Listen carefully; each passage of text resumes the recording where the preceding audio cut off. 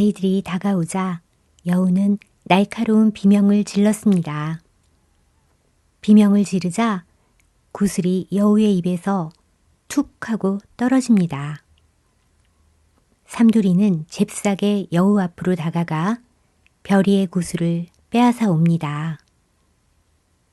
삼두리는 구슬을 별이에게 건네줍니다.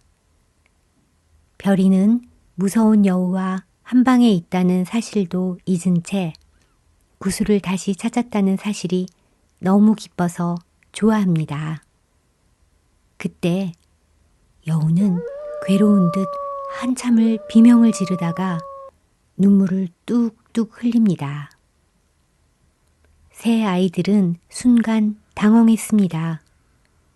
자신들을 공격할 줄로만 알았던 붉은 여우가 눈물을 흘리는 것을 보자 갑자기 어리둥절했습니다. 삼두리가 붉은 여우에게 말합니다. 여우야, 너는 네가 별이 구슬을 훔쳐가 놓고 왜 너가 우는 거니?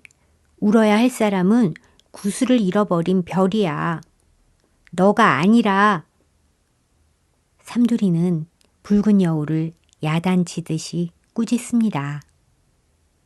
여우는 억울하다는 듯이 말합니다.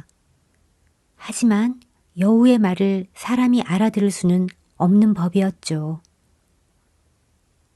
삼두라, 여우가 뭐라고 말을 하는 것 같은데 못 알아들으니 답답하다. 효성이가 말을 합니다. 그때 삼순이가 미야우 하며 별이의 구슬을 핥습니다. 그랬더니 구슬에 보라색과 초록색이 섞이며 빛이 났습니다.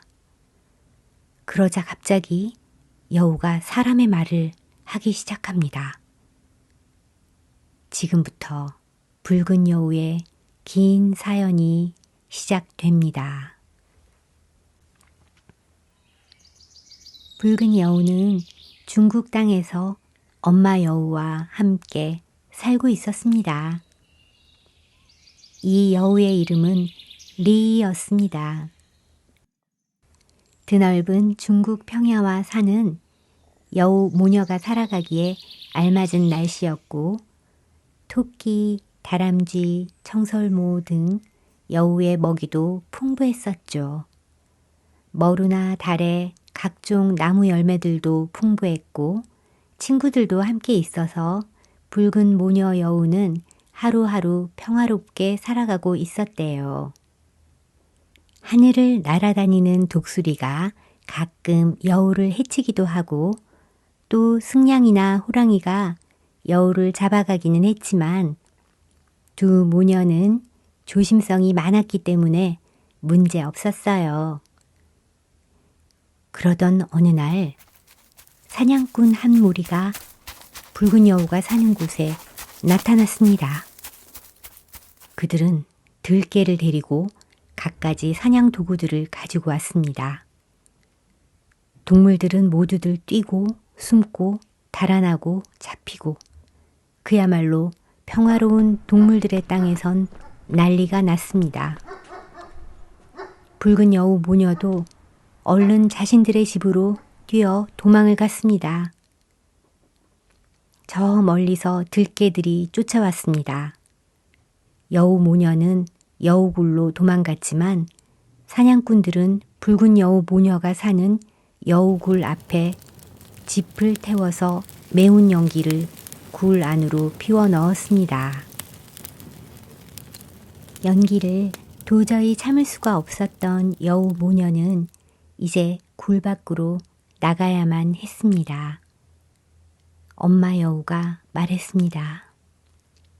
리, 엄마가 하는 말을 지금부터 잘 들어야 한다. 이제 굴을 나가면 사냥꾼들과 들개들이 있을 거야. 엄마가 들개들을 유인할 테니 너는 사냥꾼들이 쫓아올 수 없는 동굴 위로 가야 한단다. 엄마가 구슬을 줄 테니 잘 가지고 있다가 저 산꼭대기 옹달샘 앞에서 만나자꾸나. 구슬이 너를 지켜줄 거야.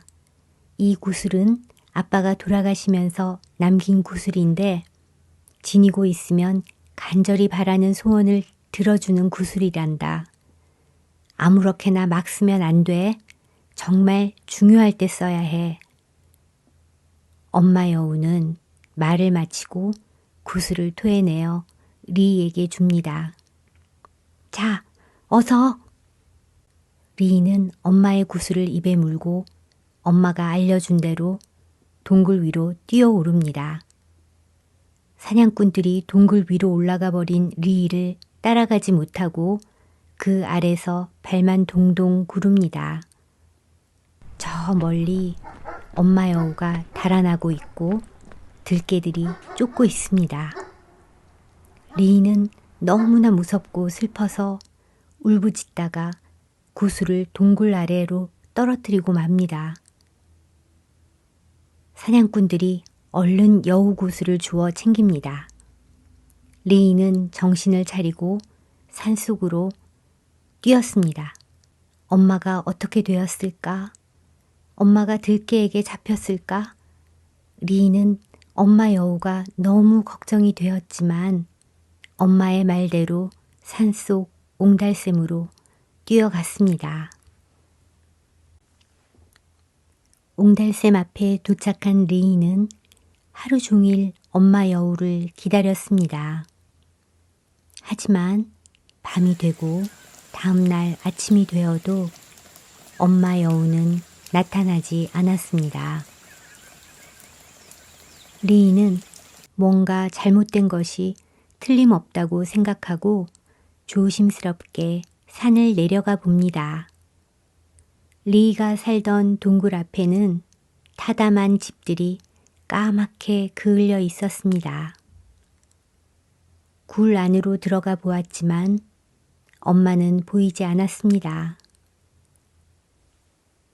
리가 엄마를 찾으러 나가려 할 때 너구리 아저씨를 만났습니다. 너구리 아저씨에게 물어봅니다. 아저씨, 우리 엄마 못 보셨어요? 못 봤다.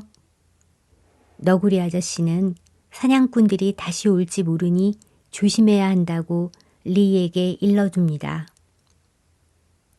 리가 다시 엄마를 찾아 뛰어갑니다. 얼마쯤 갔을까?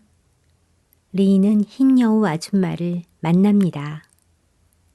아주머니, 우리 엄마 못 보셨어요?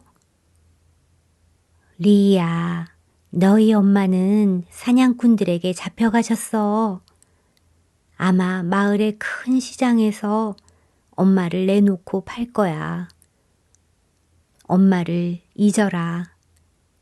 내가 대신 너를 돌봐줄게. 리는 너무 슬퍼서 울부짖습니다. 아주머니, 그렇게 말씀해 주셔서 감사합니다.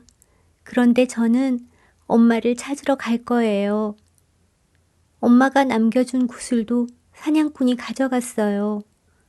그 구슬도 찾아야 해요. 너무 위험해, 리야. 인간들이 너를 가만두지 않을 거야. 하지만 리는 그냥 있을 수는 없었습니다. 아주머니, 저는 시장으로 가보겠어요. 리는 발걸음을 돌립니다. 그때 흰여우 아줌마가 말합니다. 잠깐 있거라, 리야. 그럼 들쥐에게 부탁해보자. 지금 내가 시장에 간다면 사람들 눈에 띄어서 큰 일을 당하게 될 거야. 들쥐는 날쌔고 크기가 작으니까 사람들 눈에 잘 띄지 않아. 들쥐에게 부탁해서 시장으로 가서 엄마와 구슬의 행방에 대해서 알아보자. 흰여우 아주머니는 들쥐에게 부탁해서 엄마와 구슬이 어떻게 되었는지 알아봐 달라고 합니다. 들쥐는 그날 아침 시장으로 갔다가 점심때가 되어서야 돌아왔습니다. 흰여우 아줌마와 붉은 여우 리는 들쥐의 이야기를 듣습니다. 들쥐가 시장으로 가서 알아온 이야기는 이랬습니다. 안타깝게도 리의 엄마는 어딘가로 팔려갔고 구슬 역시 조선에서 온 남자가 딸에게 선물을 준다고 사갔다고 알려주었습니다. 리는 그 길로 구슬을 찾으러 조선 땅 삼두리네 마을까지 온 것입니다.